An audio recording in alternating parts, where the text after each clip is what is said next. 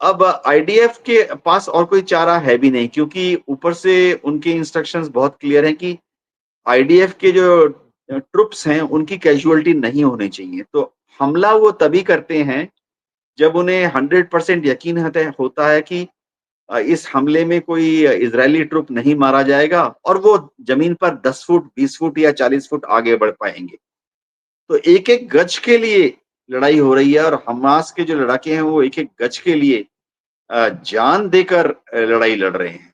जी, non नहीं, लेकिन combatants captain साहब, मतलब क्या आपको नहीं लग रहा है कि ये महज़ एयर स्ट्राइक करने का एक बहाना है, ये दिखाना है कि देखिए साहब हम मार रहे हैं, हम उनको भगा रहे हैं और हम उनकी कोई भी इमारत बाकी नहीं रखेंगे, बिल्कुल समतल करके और छोड़ेंगे और ये हम कब्ज़ा कर रहे हैं, क्योंकि ज़मीन पे तो बस चल नहीं रहा है।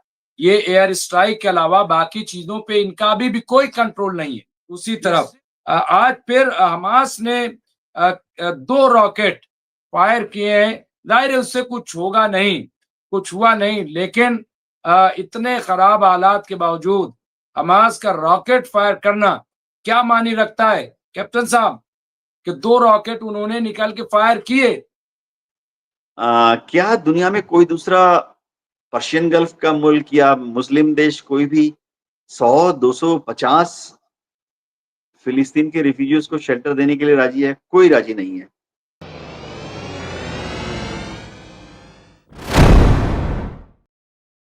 मैं समझ रहा हूँ कि इस तरह की बयानबाज़ी अमेरिका की तरफ से आना या ये कहना, मैं समझता हूँ कि ये सिर्फ़ और सिर्फ़ अपनी हार या अपनी खींच जो भी कह लीजिए वो है। और अभी एक बड़ी बात कही है कैप्टन साहब, जयदीप सिंह मुंदला साहब ने कहा है कि मुमताज़ भाई, रेमंड पोर्ट पर हमला करने के पीछे की एक अलग कहानी है, जो एक साज़िश को नाकाम करने के लिए किया गया था। और उन्होंने कहा खबर ये है कि यूएई और इज़राइल मिलकर साजिश रच रहे थे कि रेमन एयरपोर्ट से फिलिस्तीनियों को बाहरी देश भेजा जाएगा। ये इस तरह की वहाँ पे प्लानिंग कर रहे थे और इसलिए वहाँ पे ये अटैक किया गया और वहाँ से कहा गया कि लोग भाग जाएँ वहाँ से। तो क्या लग रहा है, क्या वाक़ई इसमें कोई सदाकत हो सकती है अगर इस तरह की रिपोर्ट आ रही है? क्या लग रहा है आपको कैप्टन साहब? क्योंकि और इसी साजिश की खबर हूती को लगी जिससे उसने इस हमले को अंजाम दिया ताकि इज़राइल को एक संकेत, इशारा दिया जा सके। खबर ईरान की ओर से जारी की गई है, ऐसा माना जा रहा है। जी, कैप्टन साहब, क्या इसको माना जाए कि इसमें कोई सच्चाई है? डॉक्टर इज़राइल हो ये रहा है कि इज़राइल में जो एक्सट्रीम जूइश लॉबी है, वो जिसमें नेतन्याहू भी शामिल हैं और उनके सपोर्टर्स भी शामिल हैं, उनकी एक दिली तमन्ना है कि पूरे इज़राइल से जितने फिलिस्तीन के लोग हैं, अरब लोग हैं, उनको दूसरे देशों में भेज दिया जाए। दिक्कत ये है कि कहाँ भेजेंगे? दुनिया का कोई भी मुल्क जो है फिलिस्तीन के लोगों को वेलकम नहीं कर रहा है। काफ़ी अरब मुल्क हैं आस-पास, जॉर्डन है, मिस्र है, वो फिलिस्तीन के लोगों को ले सकते हैं, लेकिन वो डरते हैं। मैं वैसे दर्शकों को थोड़ा याद दिला दूँ कि 1967 की लड़ाई के बाद जब जॉर्डन ने वेस्ट बैंक को हैंडओवर कर दिया था इज़राइल को, तो उस वक़्त जो जॉर्डन के किंग थे या प्रिंस थे, उन्होंने काफ़ी तादाद में जो वेस्ट बैंक से या गज़ा के रिफ्यूजी थे, उनको जॉर्डन में आने दिया। हुआ ही आज भी जॉर्डन में अगर आप जाएँ करीबन 20 लाख के करीब फिलिस्तीन के लोग वहाँ रह रहे हैं, अरब लोग, रिफ्यूजी बनकर रह रहे हैं। अब ये हुआ कि 1967 के बाद ये लोग जॉर्डन में रहते थे तो रिफ्यूजी कैंप्स में रहते थे। इन्होंने इनको लगा कि कुछ करें, तो ब्लैक सितंबर नाम की एक मूवमेंट चलाई। फिर जॉर्डन के किंग परेशान हो गए। तो कहते हैं ये कि पाकिस्तान की आर्मी वहाँ बुलाई गई। कहते हैं ये कि पाकिस्तान के आर्मी चीफ को वहाँ पर आर्मी के जनरल्स को वहाँ बुलाया गया और उन्होंने उस मूवमेंट को क्रश किया जॉर्डन में। तो उस चीज़ को काफ़ी सारे अरब मुल्क याद करके थोड़ा खौफ़ खा जाते हैं कि फिलिस्तीन के लोगों को, अरब लोगों को अगर वो अपने देश में आके बसने देंगे, तो फिर वो शायद उनके देश में भी कुछ गड़बड़ी चालू हो जाएगी। ऐसा कुछ भ्रम, झूठ हो या सच हो या इमेजिनरी हो, मिस्र के लोगों में है, जॉर्डन के लोगों में है कि और अरब लोगों को आने नहीं देना, इसलिए लेबनान भी अपने यहाँ किसी को नहीं आने देता। बशर अल असद सिंपैथेटिक थे लेकिन उन्होंने भी आने नहीं दिया। क्या दुनिया में कोई दूसरा पर्शियन गल्फ का मुल्क या मुस्लिम देश कोई भी 100, 250 फिलिस्तीन के रिफ्यूजीज को शेल्टर देने के लिए राजी है? कोई राजी नहीं है। 6 महीने पहले, 3 महीने पहले एक आवाज लीबिया से जरूर आई थी कि ठीक है, लीबिया वेलकम करता है अगर फिलिस्तीन के अरब लोग वहां रिफ्यूजी बन के जाना चाहते हैं। लेकिन लीबिया में माहौल ऐसे हैं कि गृह युद्ध टाइप का चल रहा है, बहुत ज्यादा इंस्टेबिलिटी है। एक तरफ अमेरिकन सपोर्टेड सरकार है, दूसरी तरफ रिबल ग्रुप्स हैं जो कि कई जगह पर कंट्रोल करते हैं। तो कोई भी फिलिस्तीन से रिफ्यूजी बनकर लीबिया की तरफ कूच नहीं किया। तो मेरे कहने का मतलब है कि कहाँ भेजेंगे? भेजने के पहले कोई मुल्क तो ऐसा हो ना जो कि उनको लेने के लिए राजी है। ईरान भी अब ईरान सपोर्ट कर रहा है, लेकिन ईरान ने भी अब तक नाना कारणों से किसी भी फिलिस्तीन के रिफ्यूजी को, यानी अरब रिफ्यूजी को लेने में कोई खास इंटरेस्ट दिखाया नहीं है। पाकिस्तान ने भी कोई इंटरेस्ट नहीं दिखाया। अ, काफ़ी दिक्कत है। मुस्लिम देश भी नाना कारणों से, पॉलिटिकल रीज़न है, सोशल रीज़न है, इकोनॉमिक का रीज़न है। ज़्यादातर मुसलमान देश ही, मैं अब बोलना नहीं चाहिए, डरते हैं कि हमारे यहाँ पर फ़िलिस्तीन के अरब आ जाएँगे तो उनका थोड़ा र खाने-पीने का तरीका अलग है, रहने का तरीका अलग है, सोच-समझ अलग है। मलेशिया, इंडोनेशिया सब डर के मारे जगह नहीं देना चाहते इन लोगों को। कहते हुए दुःख लग रहा है, लेकिन वाक़ई हालत ऐसी ही है। जी, डॉक्टर रिज़वी? लेकिन ये आप सही कह रहे हैं, लेकिन सवाल ये है कि जगह देने से ज़्यादा इम्पोर्टेंट है कि उन्हें वहीं रोका जाए और इज़राइल को रोका जाए। ये भी बहुत इम्पोर्टेंट है। जो इज़राइल को नहीं रोक रहा है, वो जगह क्या देगा? ये भी है भाई। तो और नहीं चाहते भी, मिस्र जो है, वो इसीलिए मुखालफत कर रहा है, सऊदी और यूएई इसीलिए मुखालफत कर रहा है, क्योंकि इन पे भी प्रेशर है कि या तो आप जगह दीजिए, उनको बसाइए। तो ये आप बिल्कुल सिचुएशन सही कह रहे हैं। एक बड़ी खबर आ रही है, मैं अपडेट कर दूं। अमेरिका के इंडियाना राज्य के न्यूबर्ग स्थित एक रासायनिक संयंत्र में जबरदस्त आग लग गई है और घटनास्थल पर विस्फोटों की खबरें भी आई हैं। मकामी अफसरान ने शहरियों को घर के अंदर रहने और खिड़कियां बंद रखने का हुक्म जारी किया है। साथ ही मुतनब्बे किया है, खबरदार किया है कि धुआं बेहद जहरीला हो सकता है, इससे बचना बहुत जरूरी है। तो ये एक बड़ी खबर अमेरिका से आ रही है। मैं समझता हूँ कि ये बहुत ही खतरनाक अगर कहा जाए, लेकिन अब इसके क्या असरात होंगे, कैसे ये हुआ है, इन तमाम चीजों पर हम देखेंगे। इसके अलावा आज एक और खबर जो ईरान से आई है। ईरान के राष्ट्रपति मसूद पेजेश्कियान और विदेश मंत्री अब्बास अरागची ने संसद अध्यक्ष मोहम्मद बाकर कालिबॉफ से गुजारिश की है कि वो एनपीटी से बाहर निकलने पर मतदान को यथासंभव टाल दें, ताकि आईएईए के साथ नए तौर तरीके समझौते पर पहुंचने के लिए अधिक समय मिल सके। ऐसा लगता है कालिबॉफ जो स्वयं एक उदारवादी है ने उनकी बात मान ली है। उदारवादियों के साथ काम करने का एक ऐसा तरीका है जो आज भी देखा जा रहा है। यहाँ पे ये खबर कुछ सामने आई जो मैं पेश कर रहा हूँ। अब मैं फिर चलता हूँ उसी तरफ।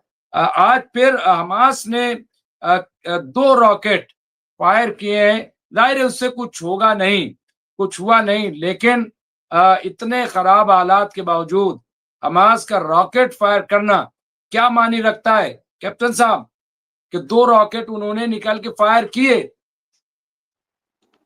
जी हाँ, 2 रॉकेट फायर किए, इसका मतलब है कि उनका करने का जज़्बा अभी तक कायम है। हालाँकि इज़राइल दावा कर रहा है कि एक रॉकेट को उन्होंने आसमान में रोक दिया और दूसरा जो है खाली जगह गिरा। ये जो रॉकेट फायर करते हैं, ये अनगाइडेड होते हैं, मतलब उनको बस एक दिशा में रख के उड़ा दिया जाता है आसमान में। जब वो आसमान में चले जाते हैं तो गाइडेंस नहीं है, वो अपनी मर्ज़ी से दाएँ-बाएँ, ऊपर-नीचे कहीं पे भी जाके फट सकते हैं। लेकिन हाँ, दिखा रहा है कि हमास और जो अलग-अलग इस्लामी संगठन हैं, वहाँ पर जिहादी ग्रुप्स हैं, उनका लड़ाई लड़ने का जो जज़्बा है, वो अभी तक कायम है। बड़ी-बड़ी सुरंगें हैं, जहाँ पर अभी तक आईडीएफ पहुँची नहीं है। तो हमास के पास इस तरह की सुरंगों में अपना गोला-बारूद, असला छुपाने की फैसिलिटी अभी तक भी है। और दूसरी बात है कि हमास के पास हज़ारों की तादाद में रॉकेट्स थे। तो आइडिया ये है कि ज़्यादातर रॉकेट्स शायद उन्होंने फायर कर दिए हैं, लेकिन फिर भी सैकड़ों की तादाद में रॉकेट्स अभी भी हमास के पास बचे हुए हैं। एक और चीज़ है कि हमास जो है लगातार अपने अंडरग्राउंड वर्कशॉप्स में नए रॉकेट तो बना ही रहा है। रोज़ कुछ नए रॉकेट बना लेता होगा, रहा है। ये जो रॉकेट्स होते हैं इनमें जो लोकल मटेरियल का इस्तेमाल होता है, जो नॉर्मल क दुकान में हार्डवेयर की दुकान में सामान इस्तेमाल होता है, उसी से ये सब रॉकेट बन जाते हैं।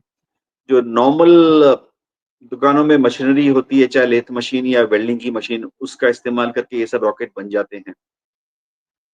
तो लड़ाई का जज़्बा अभी भी बाकी है। हो ये रहा है ज़मीन पर कि आईडीएफ फूँक-फूँक कर गज़ा में आगे बढ़ रही है। आईडीएफ जो है अभी मेन निशाना बना रही है गज़ा के जितने हाई राइज़ बिल्डिंग हैं।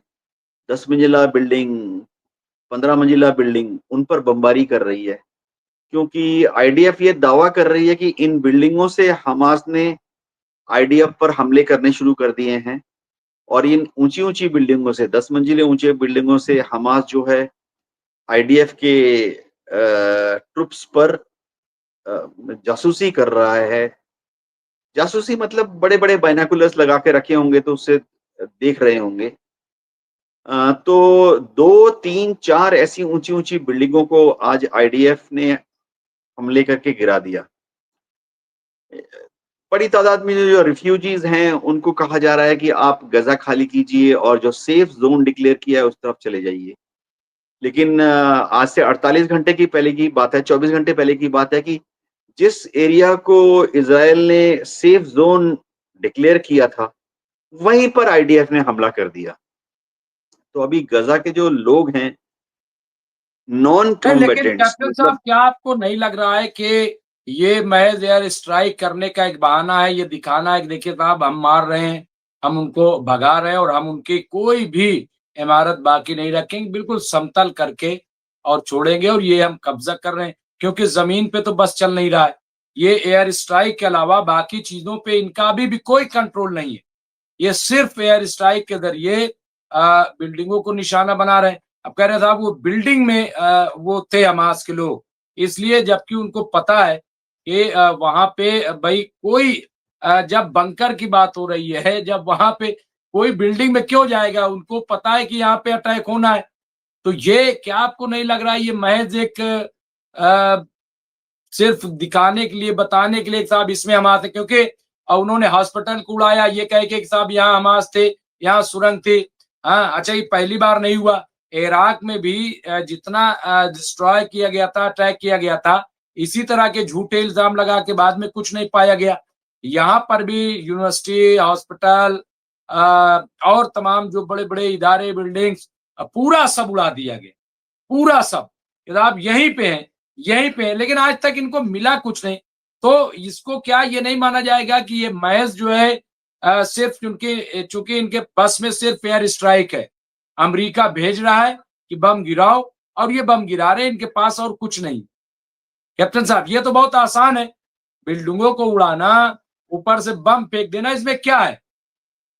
भई उनके पास कोई इंटरसेप्ट तो है नहीं, जानते हैं कि भई निहत्थे लोग हैं अगर देखा जाए तो। कैप्टन साहब। डॉक्टर रिजवी इज़राइल को कोई ना कोई बहाना हमेशा देकर इस तरह के बड़ी-बड़ी बिल्डिंगों पर उसने हमले किए हैं। अगर हम देखें तो पिछले 2 साल में गाज़ा में जितनी बड़ी बिल्डिंगें थी प्राय-प्राय सबको ही आईडीएफ ने बहाना बनाकर या झूठ बोलकर अटैक किया है और उनको नेस्तनाबूद कर दिया। क्या होता है कि इस तरह की बिल्डिंगें जब नष्ट होती हैं तो अ, इज़राइल आईडीएफ ये उम्मीद करता है कि इससे गज़ा के लोगों में एक लाचारी पैदा होगी। पहली चीज़ तो साइकोलॉजिकल इम्पैक्ट बहुत अच्छा होता है क्योंकि विजुअल इफेक्ट जो है अगर आप उनके वीडियोज़ देखें तो बहुत ही भयंकर एक इफेक्ट आता है। तो वो उम्मीद करते हैं आईडीएफ के जो कमांडर्स हैं कि इस तरह के हमले जब मल्टी स्टोरेड बिल्डिंग पे करते हैं, तो गज़ा के लोगों में एक लाचारी की भावना आनी चाहिए कि भई वो किसी तरह से भी दुनिया में उनको बचाने वाला कोई नहीं है। लेकिन इफेक्ट उल्टा ही हो जाता है। जैसे इज़राइल की आईडीएफ इस तरह के हमले कर रही है, घरों को, अस्पतालों को, कई बार तो रिलीजियस साइट्स को भी हमले में नष्ट किया गया। तो उसके बाद गदा के लोग जो हैं और ज़्यादा मजबूती से आईडीएफ के खिलाफ उठ खड़े होते हैं। अभी भी वही हो रहा है। रेजिस्टेंस जो है गज़ा शहर के अंदर बहुत स्ट्रॉन्ग है और आईडीएफ जो है वो सामने बढ़ नहीं पा रही है। एक-एक गली के लिए, एक-एक स्ट्रीट के लिए लड़ाई हो रही है, एक-एक घर पे कब्ज़ा करने के लिए लड़ाई हो रही है। और हमास के जो लड़ाके हैं, वो पीछे नहीं हट रहे हैं। कभी सुरंगों से, कभी खिड़कियों के पीछे से, कभी रोशनदान से आईडीएफ पर फायर कर रहे हैं। और ज़ाहिर बात है हमास के जो लड़ाके हैं, गुरिल्ला लड़ाके हैं, उनको इस तरह की अर्बन लड़ाई, शहरी लड़ाई लड़ने में काफ़ी महारत हासिल है। और होता ये है कि 2 गुरिल्ले अगर एक बिल्डिंग के पीछे छुप जाएँ और उनके पास 2 हथगोले, 2 आरपीजी और 2 AK-47 हो, तो वो काफ़ी देर तक दुश्मन के समझिए 20, 30, 100 दुश्मनों को रोक के रख सकते हैं, अर्बन वारफेयर में। अब आईडीएफ के पास और कोई चारा है भी नहीं क्योंकि ऊपर से उनके इंस्ट्रक्शंस बहुत क्लियर हैं कि आईडीएफ के जो ट्रुप्स हैं, उनकी कैज़ुअल्टी नहीं होनी चाहिए। तो हमला वो तभी करते हैं, जब उन्हें 100% यकीन होता है कि इस हमले में कोई इज़राइली ट्रुप नहीं मारा जाएगा और वो ज़मीन पर 10 फुट, 20 फुट या 40 फुट आगे बढ़ पाएँगे। तो एक-एक गज के लिए लड़ाई हो रही है और हमास के जो लड़ाके हैं, वो एक-एक गज के लिए जान देकर लड़ाई लड़ रहे हैं। जी।